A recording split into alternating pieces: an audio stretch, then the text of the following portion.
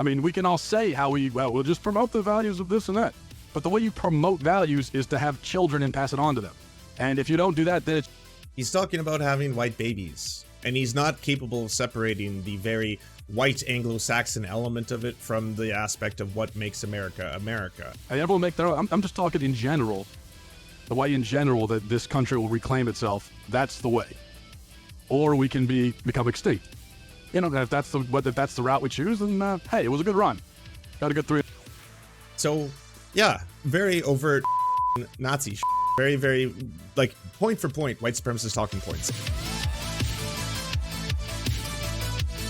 I am not surprised, because I've known this for a while, because of the things and words that come out of his mouth, that Matt Walsh is an avowed white supremacist. You don't have people who speak in these terms, especially using, like, the Anglo-Saxon race, unless you're an old-timey fucking straight-up white supremacist who, you know, judges, again, the wrestling matches of fucking diaper men. Like, that's some bizarre shit. But Matt Walsh used to have a radio show. On that radio show, he considered himself to be a shock jock. He had a co-host, it's him, and a co-host named Crash. And for the most part, they're usually on the same page when they're making fun of gay people, making fun of black women, making fun of any kind of, you know, minority. There's not a single one they haven't found that they don't think they can turn into routine. And for a lot of it, when you listen to it, it could easily just be downplayed as, you know, edgy fucking racist comedians being edgy, racist, and homophobic, right? His routine on this black lesbian woman with disabilities is that she had supreme supreme anti-privilege on the hierarchy of fucking you know, that kind of shit. You know the entire routine. That's the kind of stuff that you would get. But this was one of those moments in his radio show that kind of took me back, because it's a rare kind of debate almost. Like, the two hosts do not agree on these topics. And they're talking about some very, very fucking fucked up shit. Bringing the culture with them, of course they're going to. Of course they're going to. That's what makes them Mexican. Of course they will. That is not... I'm saying if they stop identifying themselves as just Mexicans and they start, you know, appreciating the country that they currently reside in. What is the country? I mean, America. Well, then what does that mean? I mean, if you take away the Anglo-Saxon culture, which is... See, like, right there, you've got the host being like, well, yeah, I'm kind of with you in so far as my racism is at this level, in that, like, yeah, I mean, if Mexicans come over to America and they stay super Mexican, well, then, yeah, they're not really, like, immigrating or assimilating. But, I mean, if they want to become proud Americans and then act like the rest of us, learn the language, so to speak, then, you know, obviously, we're not against that, right? What started this damn country...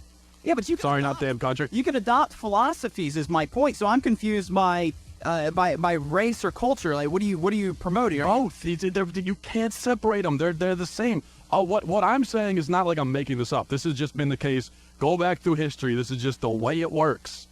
Is that a country is more than just a border. It's more than just a supply. If all America was just like a plot of land we happen to be sitting on, then it would mean nothing to me. Okay.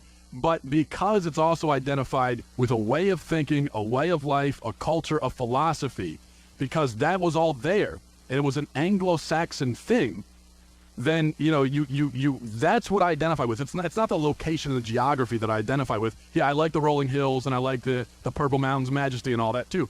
But what I like most is the culture and philosophy that was distinctly Western Anglo-Saxon. And that's what it was. And so when these other groups come, and you say, well, as long as they don't bring but they have brought their culture with them. So you can say as long as they don't, but they have and they will continue to. So let's forget about that, because that's exactly what they're doing. And of course, why wouldn't they, when the original inhabitants, the original inhabitants, of course, were Native Americans, but forget about them for a second, everyone else has. When the original inhabitants of at least the United States of America are dying off because we've decided we're too cool to have kids, then why wouldn't they bring their culture? Because there's a cultural void. What I'm saying is that when we die off, as we have been, we have left a cultural void, and that void will be filled with this other hodgepodge of cultures. And I'll tell you something else. When you have just a geographical location, when there's no agreement at all. So the first part of it, you could still at this point try and defend Matt from a far right perspective, you know, to try and downplay the severity of what he's saying by being like, well, he's not distinctly saying yet that he's referencing like white people. He's saying Anglo-Saxon culture, and that he doesn't want other cultures to come over and bring their culture because it could erase the original foundational cultures of what he sees as America, which of course is white Anglo-Saxon. On what's important to you, what your values are and all that. that country cannot exist for very long. And that's where civil wars come from. That's why we fought the Civil War to begin with, was because there was a cultural difference between the North and the South. And we're going to be heading that way again if we don't Culture difference is a pretty wild way to say buying and selling and owning humans is bad. say, okay, this is who we are. And by the way, the people saying this is who we are need to be plentiful and strong. The people saying this is who we are need to be plentiful and strong. Now, again, that in itself could just be like a dog whistle, right? He's not being extremely overt yet. Agreed. And potent. I just personally feel that you don't have to be an Anglo-Saxon to continue that line of thought. I just think people need to be more patriotic about the country in which they live, know more about its heritage and where it came from and how it sprang about. I mean, like I married somebody I don't think Maria's Anglo-Saxon, and she definitely has left her culture at the door. So, I mean, if Maria and I have 5 kids, like now I'm confused. Am I perpetuating the problem or And fair point to bring up to Matt Walsh, right? You'll see here, he doesn't actually respond, though. He deflects. You see, you keep bringing this up, and it makes me look like I'm making some racist point. I know you say that's what you're trying to do, but that's obviously not what I'm saying. Have relations and kids with whoever you fall in love with. That's great, as long as they're the same gender. I'm fine with that. All I'm saying is that as a general rule, you know, for our culture and our identity to continue, we need to just procreate and keep that culture going. Because you say, well, come over here and have some patriotism and identify with us. He's getting very, very close to the 14 words there. Why should they identify with us when we don't identify with us? When it's not even important enough to us to procreate and continue our culture, why should they give a damn about it? They don't. I don't blame them. I mean, what exact philosophy and values have we shown that are so important to us? But I mean, I think the point is that if you're patriotic Americans that love the country, that have ingrained themselves in this country for several generations, need to start promoting more generations of people. But it's easy to say these vague things like, well, promote and do this and that. But it's the reality. If we actually want to talk about how to solve the problem, it's real simple, but it involves us all actually doing something, which, like I said a million times now, is frankly just having kids and passing that down to your kids. At that point, he's getting pretty explicit. We can become extinct. You know, if that's the route we choose, then hey, it was a good run. Got a good 300 years out of it, almost. If you don't do that, then you're not helping the problem. Sorry, you're not. You're not helping. I mean, we can all say how we'll just promote the values of this and that. But the way you promote values is to have children and pass it on to them. And if you don't do that, then it's... He's talking about having white babies, and he's not capable of separating the very white Anglo-Saxon element of it from the aspect of what makes America America. And that's why no matter how much his co-host is trying here, by the way, over and over trying to say like, well, yeah, but I mean, what if you just start to become more patriotic and love your country? Like, you know, my non-white wife has, and you know, we have children. Am I part of the problem for having non-white children? You keep bringing that up. You think I'm trying to make a racist point. I'm not. I'm not trying to be racist. I just think that the only solution to the extinction of the white race is for the white race to propagate itself, so we're always superior. just vague platitudes that mean nothing. I mean, I'm sorry. It's just what it is. And, you know, I mean, and I'm no exemption from that. I mean, if I'm 40 and I haven't had a single kid, then I haven't helped. Everyone make their own. I'm just talking in general. The way in general that this country will reclaim itself, that's the way. Or we can become extinct. You know, if that's the route we choose, then hey, it was a good run. Got a good 3.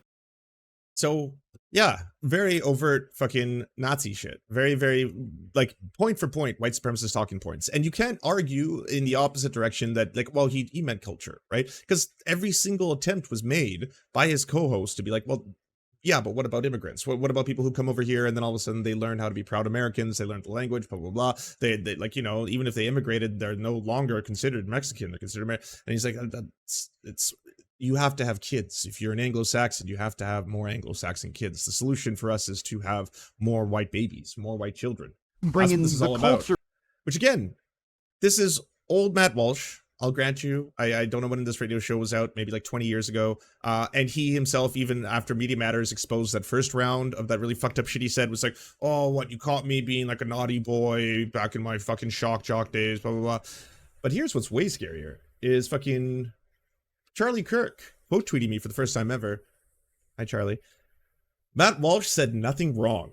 In fact, he said what most Americans take at face value, that heritage and culture are connected and that American was founded by Anglo-Saxons and based upon Anglo-Saxon laws and traditions. If anyone thinks immigrants don't bring their culture with them, they haven't visited the streets of Los Angeles, Houston, or New York. You know, the very thing that a lot of people like to celebrate about those locations, the fact that there is fucking tons of different ethnicities and how beautiful that can be, both in cultural fucking, the music, the dancing, the food, and all this stuff, a celebration of different human beings together in this beautiful melting pot we call America. Fuck that. Fuck that. People don't realize what made this country great was Anglo-Saxons. Anglo-Saxon culture, white culture. They come over here and they cook pigs on this street. They have barbecues. They listen to reggae and music, and their pants are low. You know what I'm talking about.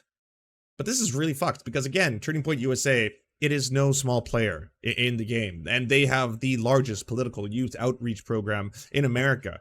And, like, I know people will be like, oh, what are you going to call it, the Hitler Youth now, Lance? No, I don't think every single person who goes to a Turning Point USA rally is a Nazi. But I think if you have the leaders of these organizations spouting Nazi talking points, white supremacist talking points that, again, would have been relegated to fucking neo-Nazi blogs, to Stormfront, to fucking the 4chan threads that eventually get closed down, to Discords that no longer exist because it was filled with a bunch of fucking Nazis all espousing this stuff.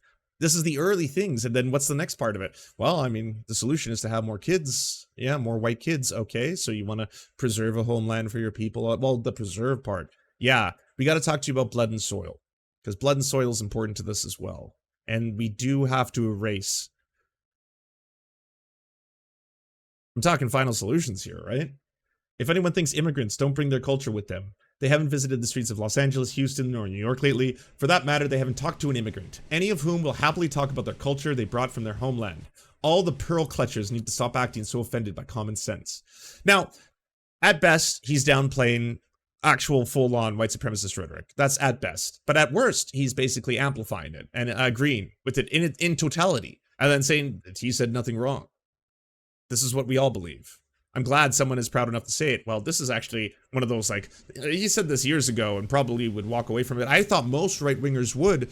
I was wrong, right? Like, if you think that this is considered extreme and that they're like, oh, yeah, no, we're not open and proud Nazis. We have masks, you see. We don't do this kind of shit. No, this is how far they are. Yeah. It's scary. Do you enjoy the Serfs but prefer not to have to use your eyeballs? Many are saying this. Well, we've got the solution for you. It's the Serf Times in podcast form, available on most major podcasting networks now. If you enjoy it, please consider leaving a good review and feedback because it really helps the show out, apparently, and it's free, just like the podcast. Thank you kindly to our Lord and Saviors Peyton L. Just and Xander Corvus. Without you, we are nothing. And now, a shout out to our Knights of the Square Table. Amazing Flesh, Anna Loves Riley, Adrian McCarthy, DM Rivera, Doug Cady, Everything Important, Hegbard Celine, Izzy Solidarity, La Media Panza, Matthew Scarborough, Multimondi, Nettle, Omni, Peanut Butter Blonde, Political Papi, Quiet 185, Rachel K, Riley and Anna, Roller Dragon, Kubi, Cernicus, Spinach Monster, Stellar Vision, Sebastian Dimmel, Thomas, Trevbot EXE, Lucidry, Words Greenwood, Cheryl Alvarez, Tony Perkins, Thomas, O'Pecker, Travis McClinton, and Victoria Bell. Thank you so much. And a huge shout out to all the other people who make this entire show possible. Without you, it would not exist. If you can support us, please go to patreon.com/theserfs, and even $1 can help unlock all of the little goodies and help make this show entirely possible.